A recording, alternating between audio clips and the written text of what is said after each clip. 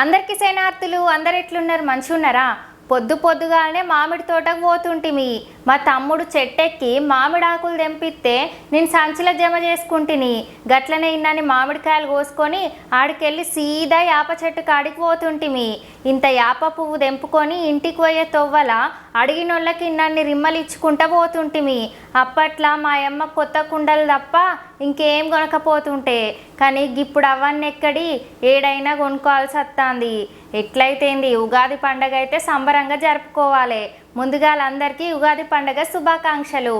ఇక ముచ్చటేందంటే తెలంగాణ ప్రజలకు కాంగ్రెస్ ప్రభుత్వం ఉగాదికి ముందుగానే తీపి వార్త చెప్పిందోళ్ళ. ఇప్పటి వరకు ప్రతి ఒక్కరికి 6 కేజీల చొప్పున ఉచితంగా ఇస్తున్న రేషన్ బియ్యం ఎవ్వరు తీసుకుంటలేరని, ఫైన్ రైస్ గదేనుల సన్న బియ్యం ఇస్తామని చెప్పిళ్ళు రాష్ట్ర పౌర సరఫరాల శాఖ మంత్రి ఉత్తమ్ కుమార్ రెడ్డి అన్న.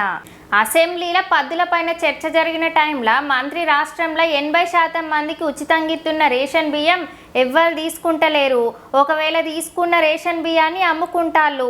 ఇక దాంతో రేషన్ మాఫియా జరుగుతుంది, దాన్ని కట్టడి చేయనికే సన్న బియ్యం ఇస్తానమని చెప్పుకొచ్చిండు. గియాల ఉగాది పండుగ కాబట్టి రాష్ట్ర ముఖ్యమంత్రి రేవంత్ రెడ్డి అన్న చేతుల మీదుగా సన్న బియ్యం ఇచ్చేందుకు అన్ని ఏర్పాట్లు చేసినామని చెప్పుకొచ్చిండు.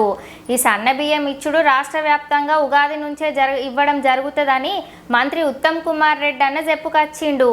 రేషన్ బియ్యంతో పాటు రేషన్ కార్డులున్న ప్రతి ఒక్కరికి నిత్యావసర సరుకులు అంటే ఇంట్లకు అవసరపడే సామాను కూడా అతి తొందరలోనే ఇవ్వనని నిర్ణయించినట్లుగా ఉత్తమ్ కుమార్ రెడ్డి అన్న చెప్పుకొచ్చిండోళ్ళ. దానికి కూడా అతి త్వరలోనే మంచి రోజు చూసుకొని వాటిని కూడా రాష్ట్ర ప్రజలకు అందజేస్తామని చెప్పిండు. నిత్యావసర సరుకులు ఇవ్వనని రేషన్ కార్డు డీలర్లకు చెప్పుకొచ్చిండు. దానికి సంబంధించిన పూర్తి ప్రణాళిక వేస్తానమని, అది అయిపోగానే తొందరలోనే ఈ కార్యక్రమాన్ని మొదలు పెడతామంటాండుల్లా. గౌరవ సభ్యులు ఏదైనా సూచనలు ఇవ్వని అనుకుంటే ఇవ్వమని మంత్రి ఉత్తమ్ కుమార్ రెడ్డి అన్న చెప్పుకొచ్చిండు. గట్లనే ఉగాదికి కొత్త సంవత్సరం కాబట్టి మహిళలకు చీరల పంపిణీ కూడా ఉంటుందని జనాలు అనుకుంటారుల్లా.